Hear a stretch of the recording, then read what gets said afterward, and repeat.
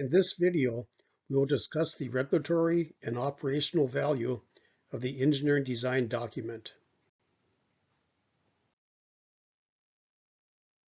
The professional line design software produces an engineering design document which supports state registration and licensing requirements and the responsibilities of the cooperative board of directors and attorney. Unlicensed stake and technicians produce high-quality initial designs that verify and document National Electrical Safety Code requirements.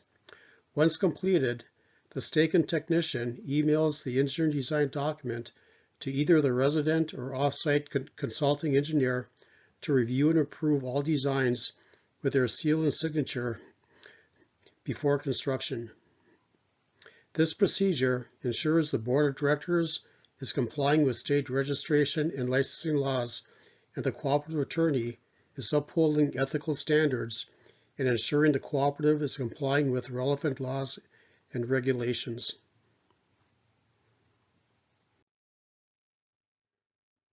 Professional engineers must always pursue best practices, and the engineering design document produces 3 support products that include profile drawings for each line section, an engineering report that documents calculation results for each pole location, and National Electrical Safety Code compliance documentation to support stake-in sheets.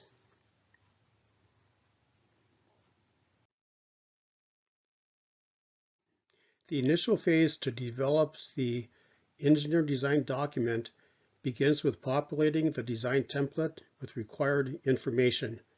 Each pole location includes pole size, pole top assemblies, guy scheme assemblies and equipment assemblies, phase and neutral conductors, grade of construction, GPS coordinates at each pole location, and the National Electrical Safety Code edition. Conductor size and type is required at tap line locations and the mainline takeoff pole, which is required to calculate guy scheme strength. This information, along with the standards and design criteria, is required to produce the engineering design document, which is one dead-end to dead-end line section.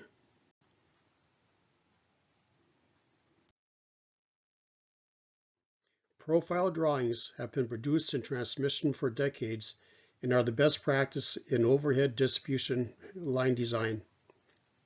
Ground contour is based on satellite imagery, and conductors are based on loaded final sag. The profile drawing always displays the long-span vertical ground clearance, which is defined by the cooperative. Each pole location identifies pole number, pole size, pole top assembly, transformer size, line angle, grade of construction, and span length.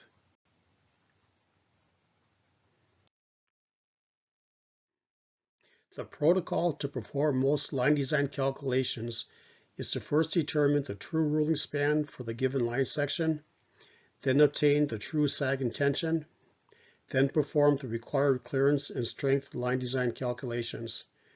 The engineering report is also a best practice in overhead distribution line design and provides all clearance and strength calculations for primary, secondary, and joint use lines. Clearance calculations are based on excess clearance beyond the required clearance, and strength calculations are based on utilization.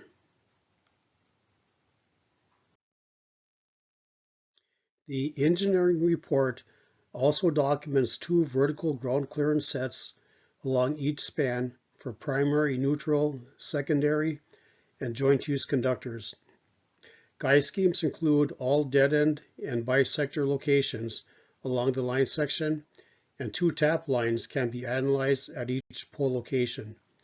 The engineering report provides excellent long-term documentation to ensure National Electrical Safety Code compliance.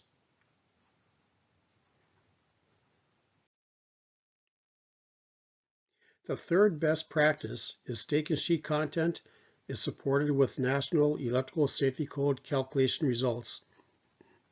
Any initial design errors are identified on the engineer design document and the staking technician can make corrections before completing the staking sheet. The professional engineer then approves the final design with seal and signature before construction, which complies with state registration and licensing requirements.